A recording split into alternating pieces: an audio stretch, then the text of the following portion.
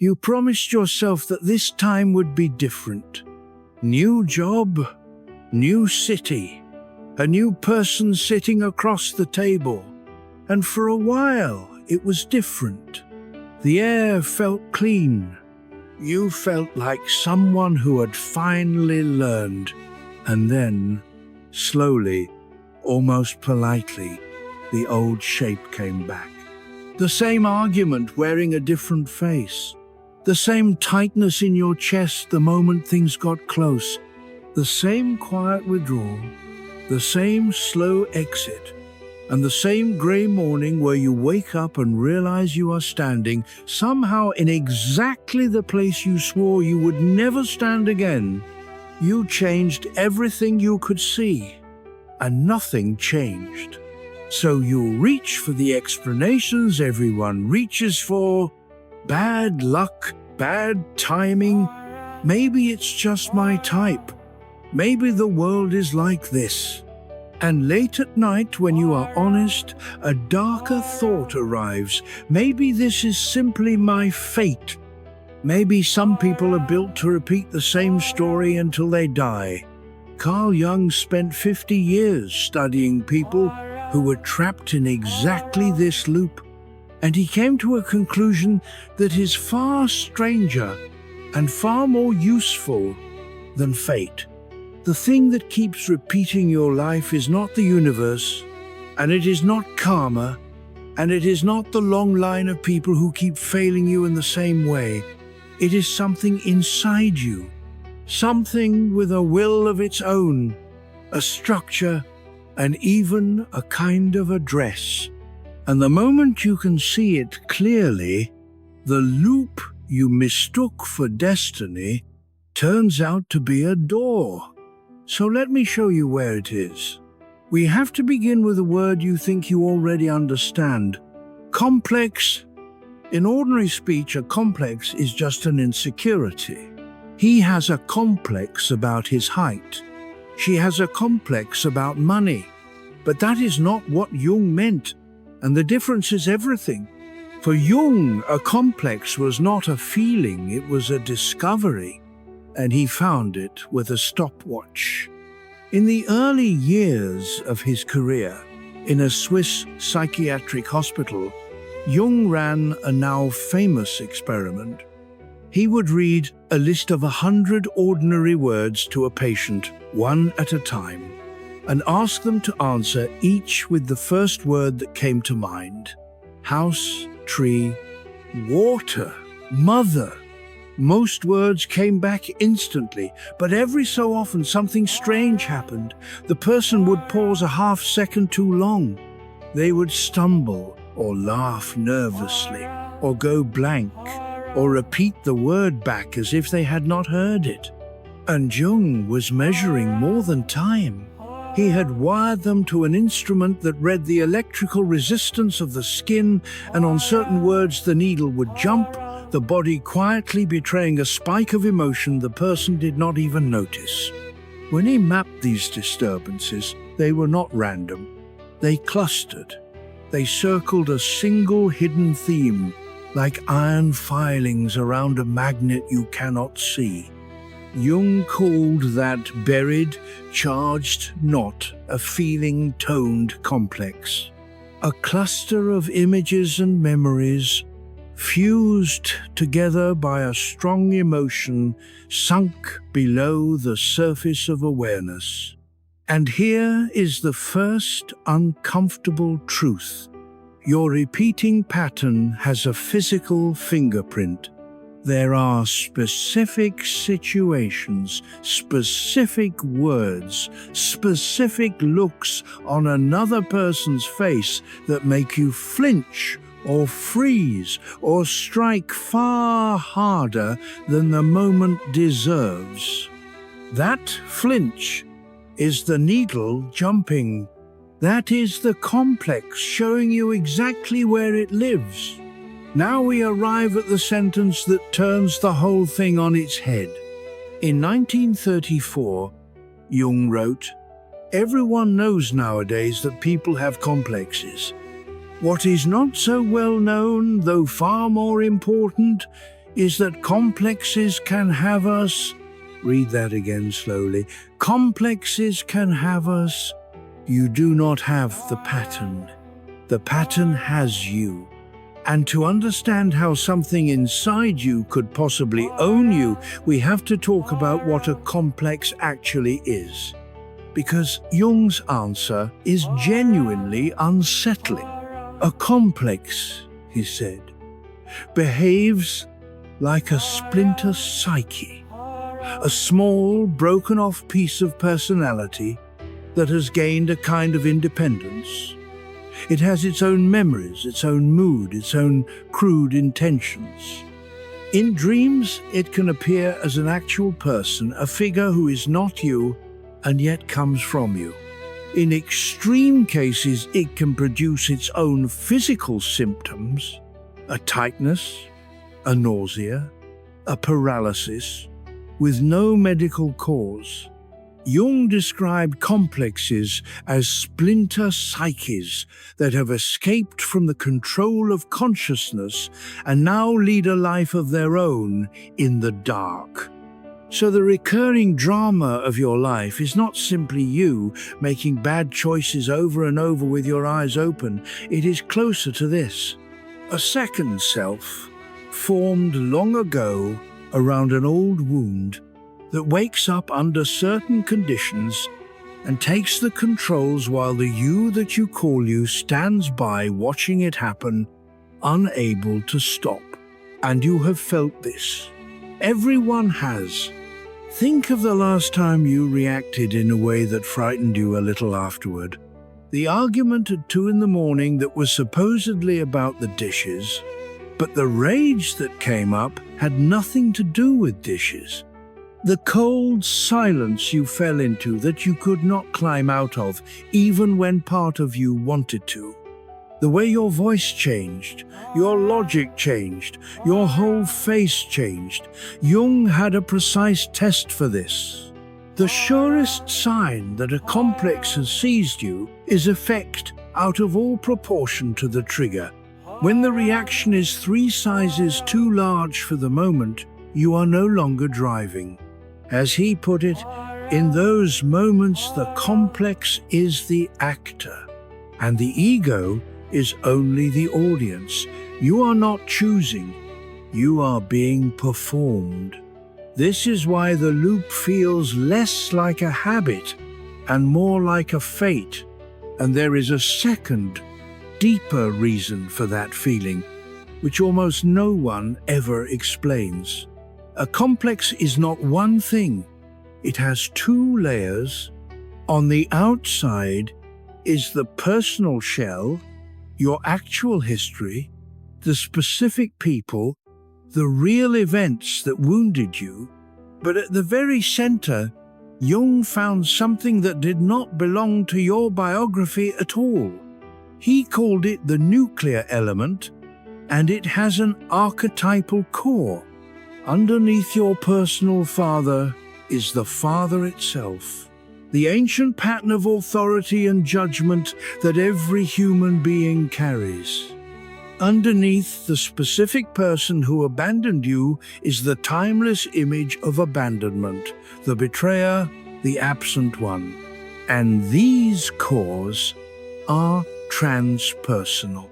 They are older than you, larger than you, shared by everyone who has ever lived. That is the secret of why the pull feels destined. When you are caught in the loop, you are not just tangled in your own small story. You are plugged into a current that runs through all of human history. It feels numinous, gravitational, bigger than your willpower, because it is bigger than your willpower. You are touching something archetypal, and so, naturally, you call it fate. You feel a force shaping your life from beyond you, and you give it the only name big enough: destiny, the gods, the universe. Jung's claim is quieter and far more precise. The force is real, but it is not coming from outside you. It is coming from a part of you you have never turned around to look at. He wrote it down in one of his late works, in a single sentence that the entire internet has slightly mistranslated. The popular version says, "Until you make the unconscious conscious, it will direct your life and you will call it fate." It is a beautiful paraphrase, but the closest thing Jung actually wrote is sharper. When an inner situation is not made conscious, he said, it appears outside as fate. Listen to the exact mechanism in that. An inner situation, not made conscious, appears outside. The split you refuse to look at inside yourself does not disappear. It is projected outward and arrives back to you wearing the mask of external events, of other people, of circumstance, of luck. Your inner life, unseen, becomes your outer life, unchosen. And the engine that carries it outward is projection. Jung said the effect of projection is to isolate a person from their environment, because instead of a real relationship, there is now only an illusory one. Here is what that means on the ground. You think you keep meeting the same kind of person, the same unavailable partner, the same controlling boss, the same friend who takes and never gives. But you are not only meeting them, you are casting them. The complex throws an invisible hook onto whoever is nearest who fits the shape, and instantly you are no longer relating to the actual human in front of you. You are relating to the figure inside you that they happen to resemble. The new person is just a screen, and the movie playing on it is very old. It goes further, and this is the part that stings. You do not only project the role, you provoke it. Jung used the word constellated when a complex is activated. The entire field around you rearranges itself to match. The one who is braced for abandonment behaves without meaning to, in the small, cold ways that finally push the other person away and then says, "See, everyone leaves."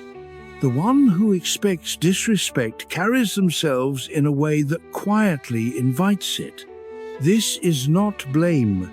You did not consciously plan it, but you are not a pure victim of the pattern either. You are its co-author. The splinter psyche reaches out and stages the very scene it is afraid of again and again, with a different cast each time. So why would any part of you do something so cruel?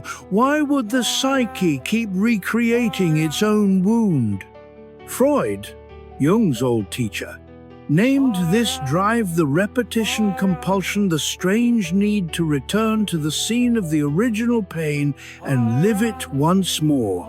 Freud saw it largely as a kind of haunting, but Jung added a turn that changes the whole meaning, and it is the most hopeful thing in this entire subject. The unconscious does not repeat the pattern to torture you. It repeats it to be seen. The loop is not a curse. It is a knock on the door. The complex keeps resending the same letter, staging the same situation, precisely because you keep refusing to open it. What looks like self-sabotage is, underneath, a message you have not yet read, the psyche trying, in the only clumsy language it has, to drag something buried up into the light, which tells you, finally, why the usual cure never works. Every January you make the resolution. This year I will not pick that kind of person. This time I will stay calm. I will be different through sheer discipline. And by spring you are back. Jung explains why with brutal clarity. You cannot defeat a complex by force, because the force you fight it with runs on the same energy that feeds it. The harder the ego pushes against the pattern, the more charge it pours into the very thing it is trying to kill. Willpower does not starve the splinter psyche, it feeds it. You wrestle the figure in the dark and you wonder why it only grows stronger. It grows stronger because wrestling is a kind of attention, and attention is its food. So if you cannot fight your way out, what is the door?